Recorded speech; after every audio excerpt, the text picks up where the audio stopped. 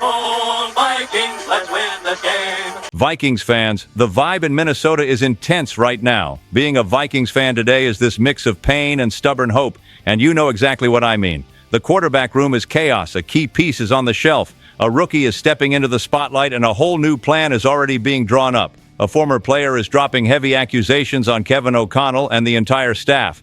And we have a deep dive on why the Vikings miss a real pass rusher and the unexpected comments coming from the guy now running a rival offense. That last story hits hard for anyone who lives this purple and gold life. Before we break down every detail, I have to ask something from everyone out there who truly lives Vikings football. Hit that subscribe button, it is free and it helps this channel keep going strong. Smash the like as well, because that tells YouTube to show this to more people in purple and gold.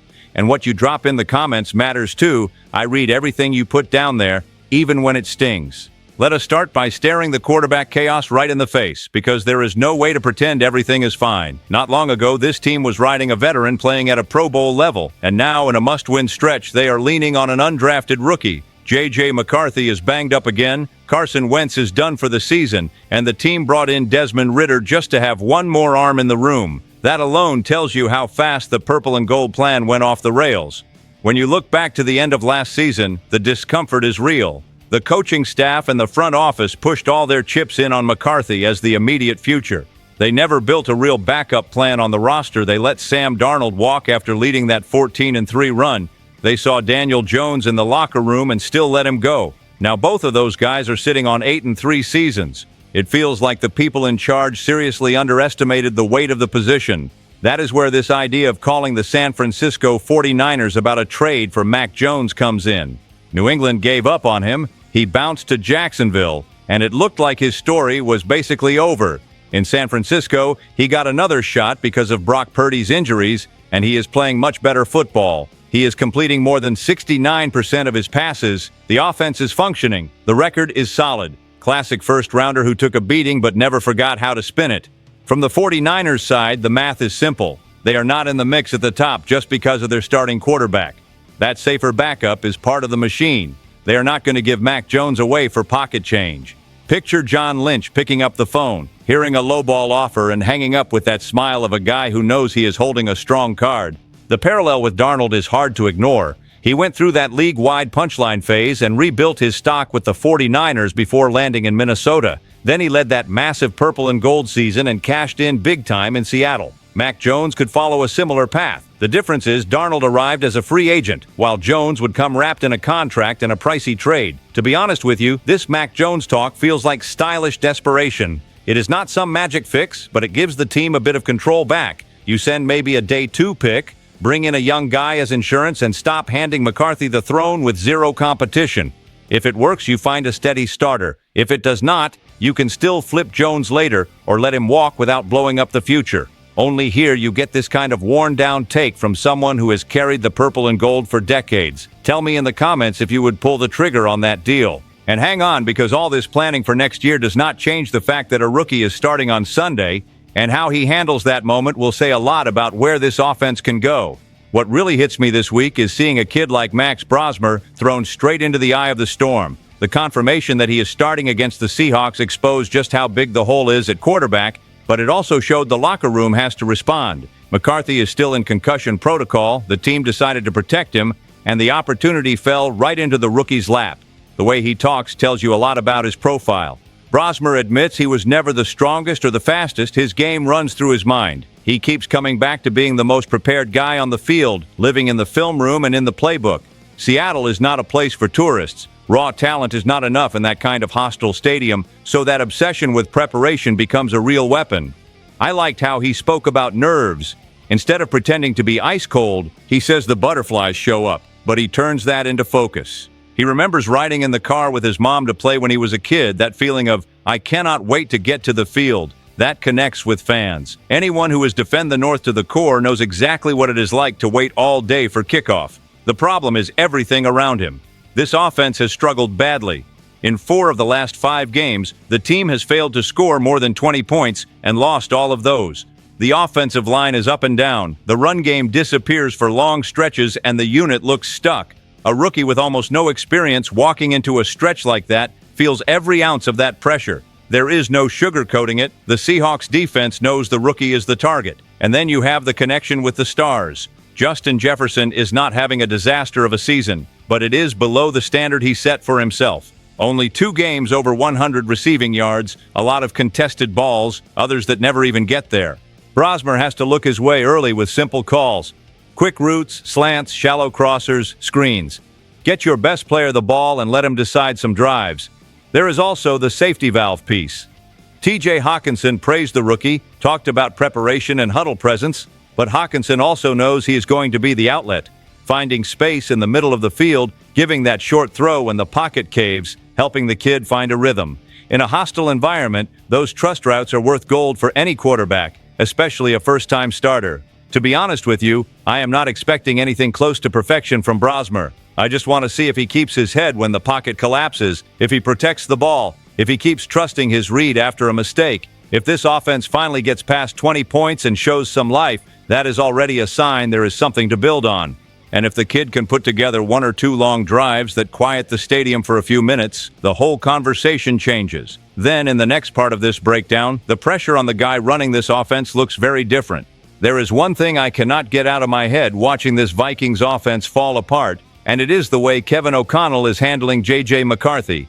Everybody knew the kid was going to take some hits in his first year as a starter. That is part of the deal. But right now it feels like he is taking more punishment than he should because the game plan does not always protect the quarterback. And when even a former starting lineman from this team vents on a podcast, the frustration jumped way past the locker room doors. Alex Boone basically said what a lot of fans in the stands have been screaming. He called out predictable third downs, everything turning into obvious passes, defenses sitting on routes because they know what is coming. He blasted the fact that the team is efficient running the ball and still insists on having McCarthy throw in spots that demand calm and control. You can hear the anger of a guy who used to grind in the trenches and now sees the kid as an easy target. When you walk back through the games, it is not hard to find examples. Take that Green Bay matchup. The start was promising. Strong runs with Aaron Jones, the drive rolling, a clean completion to Justin Jefferson. That was the moment to keep punishing them on the ground. Instead, they called 3 straight passes and all 3 fell incomplete. That ended with a field goal, a tiny moment on the scoreboard, but massive for a young quarterback's confidence. In the first half, the run-pass balance actually looked decent. The team went into halftime right in the game. Then the Packers opened up the lead a bit in the third quarter, and the old habit kicked back in. Long stretches of pass-heavy calls, the pocket collapsing, McCarthy scrambling all over the place. The opposing defense loved every second. And the Purple Faithful sat there wondering why the stubbornness is so strong. The wild part is that the numbers in the run game do not justify abandoning it. The yards per carry were solid. That was a night to control the clock, cut down complex reads for a quarterback still learning, and dim the shine of a dangerous pass rush.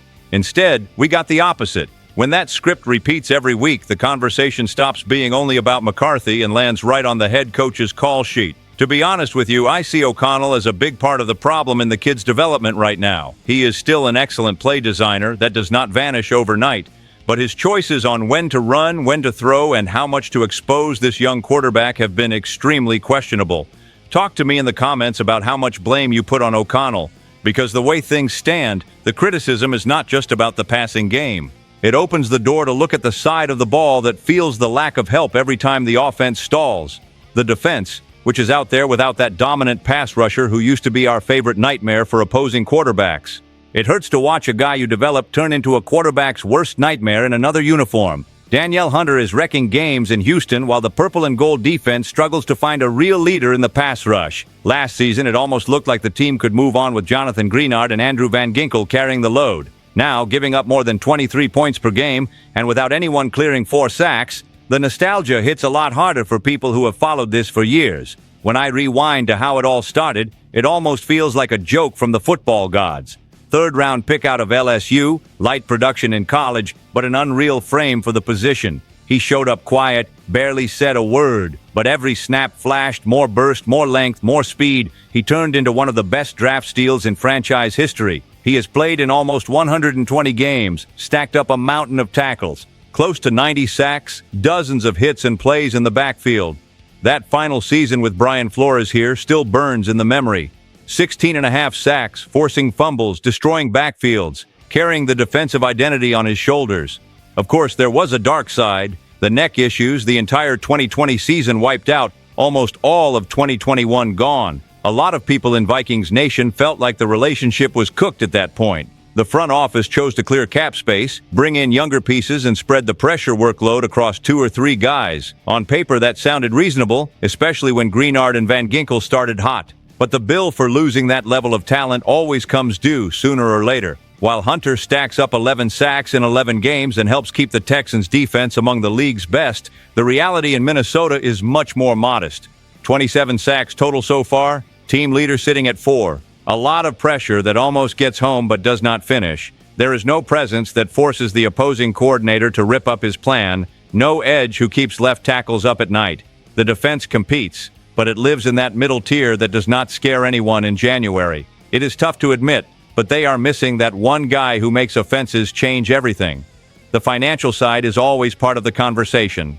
Hunter's deal in Houston is massive, more than $35 million per year. The idea of swapping that for 2 good players making a bit more combined is not crazy in theory. In reality, once you add up impact and locker room respect, you see how hard it is to replace that kind of star. The attention from opponents and the ability to decide third down snaps are part of that package too.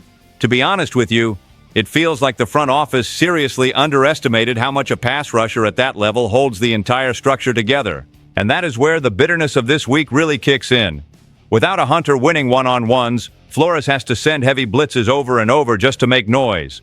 On the other sideline is the quarterback who revived his career here, who knows every pressure trigger in this coordinator's book. That mix of missing our old Hunter and facing the current leader of a rival offense is explosive. In the next part of this breakdown, the focus goes straight to that charge showdown between Sam Darnold, Cam Akers helping him on their side, and a Vikings defense trying to survive in the middle of that storm. At some point, it feels like the Vikings script is designed to test the nerves of anyone who has followed this team for decades. Now, in a huge game, they face the quarterback who led them to 14-3 and then left town roasted for 2 awful postseason performances. Sam Darnold is now running an 8-3 offense near the top of the league in passer rating and production through the air. On the Vikings side, the starter is an undrafted rookie, while the top 10 pick who inherited the job is still trying to dig out of a much uglier start to his career than anyone expected. The choice they made last offseason came back around fast. Minnesota could have kept Darnold, kept Daniel Jones in the building, or held on to another veteran. Instead, they shoved all their faith into McCarthy and trusted the rest of the roster to carry the transition. What followed was an offense in free fall, with historically bad efficiency, while the former quarterback secured a big contract in Seattle and turned into the classic bust who finally found a home story. From Darnold's side, everything became clearer. He has already said he heard what was being said behind closed doors in Minnesota and realized the priority was somewhere else. After that, he chased a spot where he would truly feel like the first option. In Seattle, he became a trusted piece in the locker room, clicked with the coaching staff, and now has his head coach going to bat for him in public. That coach even called out people who only look at Darnold's last 2 games in purple and gold, saying that is short-sighted and that the full tape shows a much more solid quarterback than that ugly finish suggested. As if that storyline were not spicy enough, there is also Cam Akers flying across the country and signing with the Seahawks days after being cut. Everyone knew he could become expendable once Aaron Jones got healthy and Xavier Scott emerged, but watching a guy who knows Kevin O'Connell's system inside and out join the next opponent hits different. He helps with protection calls and route adjustments. He can drop nuggets on checkdowns and cadence, little things that usually stay inside the building. He might even get real carries because that Seattle run game has sputtered and Kenneth Walker is not at 100%. If Akers brings even a bit of stability on the ground, Darnold's play action becomes more dangerous and the Vikings defense has to split its focus between respecting the run and handling the deep shots. On the Minnesota sideline, Brian Flores is staying aggressive. He praised Darnold, but he has already made it clear he is going to blitz and test those old pressure buttons. The difference is that this version of Darnold almost never goes down and gets the ball out a lot faster.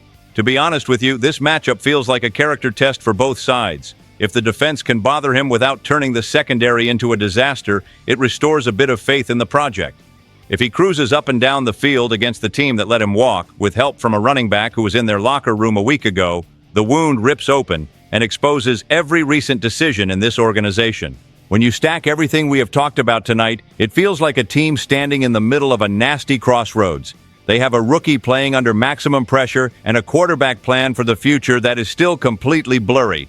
The head coach is under fire for not protecting the kid. The longing for a pass rusher who became a nightmare in another city keeps growing, and there is a reunion coming with a quarterback who rewrote his story far away from Minnesota. Either this collision wakes up the entire organization and gets the purple and gold back on track, or the Vikings are staring at the risk of watching another talented cycle slip right through their fingers. So drop a comment. This space belongs to everyone who lives and breathes Vikings football. Stay tuned. SKOL Vikings, let's go!